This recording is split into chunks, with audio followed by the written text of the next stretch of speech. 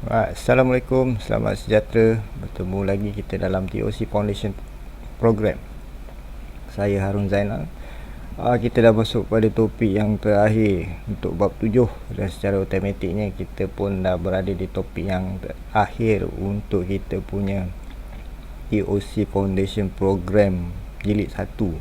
Untuk buku lah, kalau ikut buku, ini topik yang terakhir sekali untuk kita bincangkan. So, apa topik yang terakhir ni kita nak bincang adalah mengenai differential. So, sebelum ni topik 6 kita pun dah bincang mengenai kita punya propeller shaft. Kemudian propeller shaft ni akan disambung kepada differential. So, yang ini differential ni lebih kepada pembincangan untuk sistem differential yang split unit lah, kita panggil dia split. Sebab kita ada transmission yang differential dia dipasang sekali dalam dia punya housing ataupun gearbox system dia. So sekarang ni kita nak bincang mengenai differential, tapi operasi dia tetap sama. Okey, ini introduction, benda yang sama juga. Bolehlah nak baca kalau nak baca, tapi benda yang sama sebenarnya. Okay, saya terus kepada kita punya objektif topik perbincangan kali ni adalah untuk memahami bagaimana differential ni bekerja, operasi dia. Kemudian kita nak juga identify ataupun kenal pasti komponen yang terlibat untuk kita punya differential. Sebut differential sedap sikit, sebab kalau sebut bahasa Melayu dia unit berbeza, agak pelik. So kita sebut bahasa Inggeris lah, differential.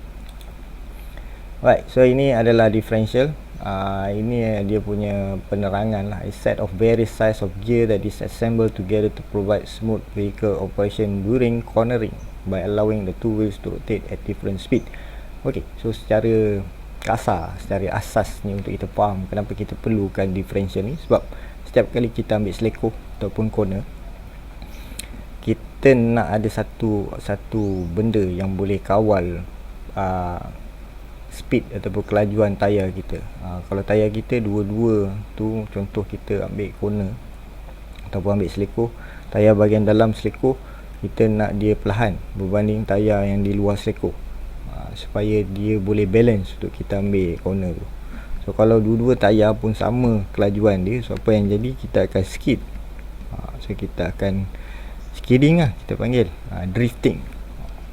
Dengar drifting macam best je kan, tapi sebenarnya kalau tak pandai nak control pun boleh mengakibatkan kemalangan. So agak bahaya lah. So kita perlukan differential ni. Right, so kita tengok dulu komponen-komponen yang kita ada untuk differential. So biasanya yang komponen utama yang kita ada adalah kita punya universal joint ni. Ini daripada kita punya propeller shaft. Kemudian kita ada satu pinion shaft yang disambung lah pada kita punya universal joint propeller shaft. Kita ada kita punya gear untuk pinion. Kemudian pinion gear ni dia bersambung pada kita punya crown gear. Alright, so ataupun kita punya ring gear ataupun crown gear, dia kurang lah sama. Dan yang ini pula dia bersambung pada kita punya differential case. Alright, so dalam differential case kita pula, kita ada kita punya side gear dan kita ada kita punya pinion gear.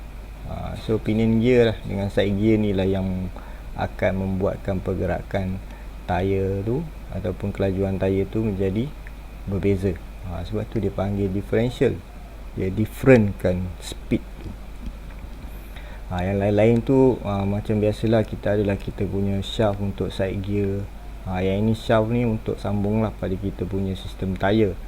Kemudian kita punya housing lah. Housing ni sebenarnya pun ada function juga, sebab housing ni dia sebagai satu tempat yang untuk mengikat lah keseluruhan benda ni, bukan ikat lah, untuk ditempatkan. Kemudian untuk kita simpan lubrication lah, sebagai tangki lah.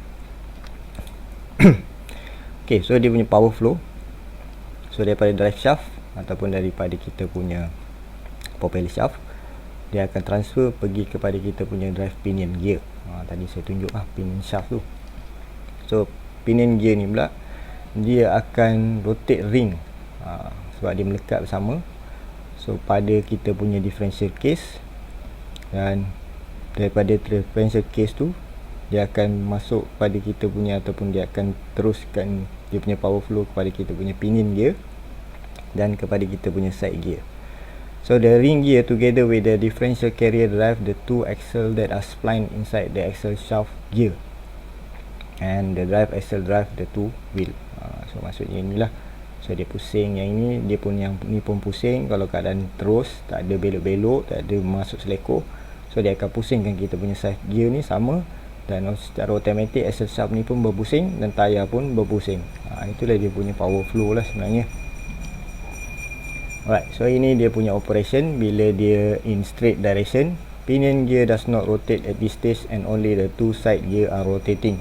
Kita tengok ni pinion gear yang mana satu. Maksudnya kita punya pinion gear ni dia tak pusing, tapi hanya kita punya side gear saja yang pusing. Itu untuk kita straight, jalan yang tak ada apa-apalah, kita jalan straight saja. So bila kita ada cornering, bila kita ada ambil seleko, kita punya pinion gear ni akan start rotate. So ini yang akan rotate. So bila yang ini rotate, so dia akan ubah pergerakan kita punya side gear ni, mengikutlah mana satu yang dia pergi. One of the side gear is rotating faster than the other to provide the speed differential between the two drive axle. Ikut mana punya bahagian yang di corner lah. Sama ada kita ambil seleko kiri ataupun kanan, so side gear kita pun akan berubah dia punya speed sebabkan kita punya pinion gear tu, yang atas dengan yang bawah tu lah. So dia biasanya daripada beban lah, so macam mana dia boleh buat selection tu daripada kita je beban tayar tu. Sebab beban tayar bila kita ambil cornering, sama ada kita ke kiri ataupun kita ke kanan tu, so dia ada beban pada tayar tu, secara automatik beban tu pergi pada kita punya shaft. Shaft tu lah yang akan connectkan pada kita punya pinion gear yang mana satu. Ok, komponen.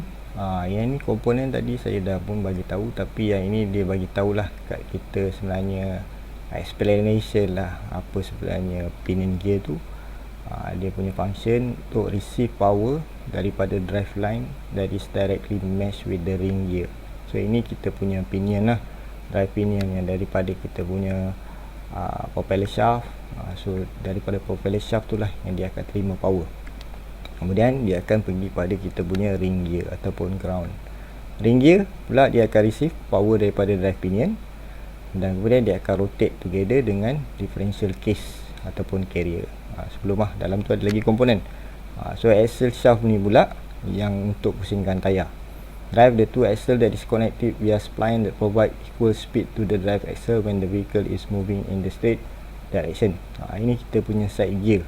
Remember side gear kita, yang untuk pusingkan kita punya shaft, drive shaft. Kemudian kita ada kita punya pinion gear. Yang ini locate inside differential carrier, mesh with the side gear. Dia mesh tadi. Kemudian dia rotate pada opposite direction to the gear that is directly facing it. So ini yang menyebabkan dia akan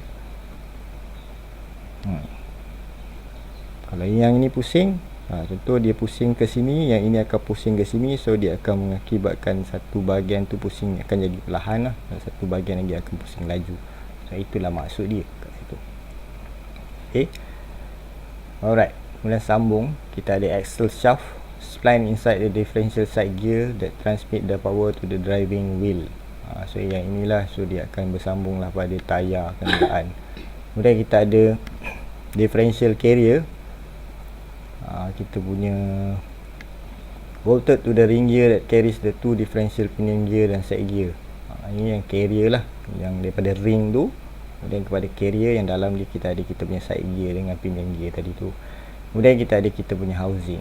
Ini housing adalah untuk pegang lah ring gear, differential carrier dan juga kita punya axle. Dia juga serve as the main oil reservoir to lubricate the differential gear. So maksudnya kalau ada lubrication, perlu juga kita buat maintenance, perlulah kita tukar. Bila dah sampai masa, kena tukar minyak dia. Minyak dia pun lebih kurang lah, sama lebih kurang macam minyak manual transmission ataupun gearbox manual, sama minyak dia lebih kurang. Alright, ok, yang ini explanation untuk bila kita ambil seleko lah.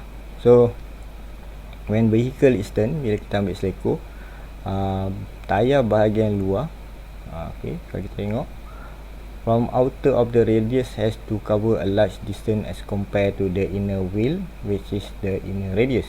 So ini memanglah secara fizik dia, kita pun nampak. So bila kita nak buat cornering, kita tahu radius ni, ok, daripada titik tengah radius, tayar luar lebih besar berbanding tayar dalam. So bila tayar luar ni lebih besar, so dia perlu pusingan yang lebih laju berbanding tayar dalam. So inilah dia. So the differential in speed is due to the operation of differential gear inside the different housing. So disebabkan kita punya differential, so differential ni dia akan ubah dan dia akan slowkan kita punya tayar bahagian dalam untuk dia lajukan kita punya tayar bahagian luar. So kita pun bolehlah buat corner ataupun ambil seleko dengan selesa dan dengan elok. Inilah dia punya function. Okey. Sebelum kita ada bincang mengenai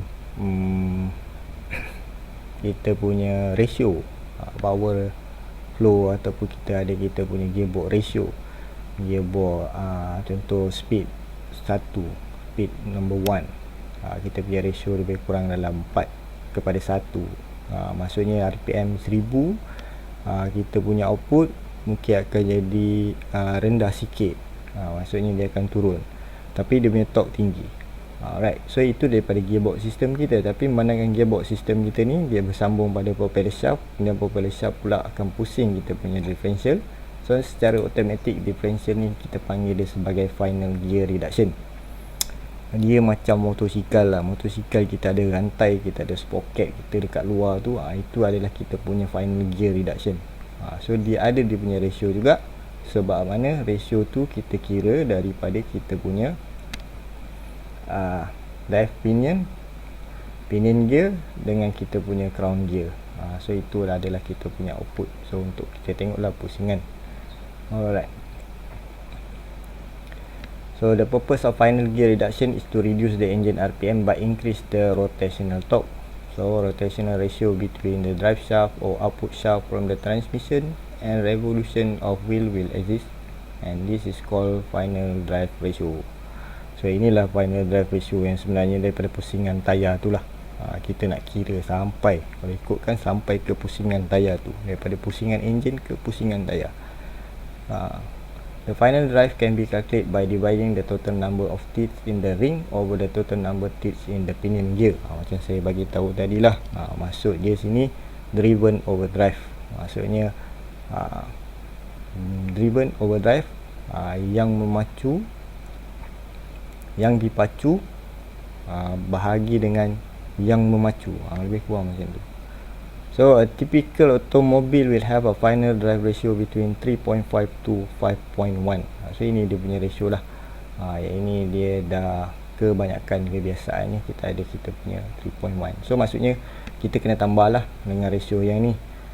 So maksudnya the higher the axle ratio, the better acceleration and pulling power, but will increase fuel consumption. Itu dia punya. Tinggi lagi ratio tu, tinggi lagi torque dia. So dia ada power. Tapi dia akan kurang pula pada dia punya speed. Pada high speed dia dah kurang. So biasanya setiap kereta tu enjin dia dah kira, dah calculate yang mana yang terbaik untuk kenderaan tu, yang mana yang terbaik untuk dia punya speed dia. So biasanya memang kita tak ada buat apa-apa modification lah. Okay, saya rasa setakat tu je dulu untuk video yang last ni. Tapi macam biasalah, sekiranya ada apa-apa soalan boleh tanya saya dekat link bawah ni, TOCFP Facebook. Boleh tanya dekat situ apa-apa soalan je lah mengenai topik kita. Tak kira lah, walaupun ni topik last, tapi mungkin boleh tengok balik video-video yang sebelum ni. Apa-apa saja boleh tanya dalam tu. Dan harap saya pun mungkin lepas ni mungkin kita akan keluar volume 2 untuk TOC Foundation Program. So mungkin dalam volume 2 tu kita akan tengok topik-topik yang lebih mendalam lagi lah mengenai otomotif. Okay, so saya ucapkan terima kasih kerana sudi menonton video ni, dan sehingga berjumpa lagi dalam TOC Foundation Program volume 2. Saya ucapkan terima kasih. Assalamualaikum dan selamat sejahtera.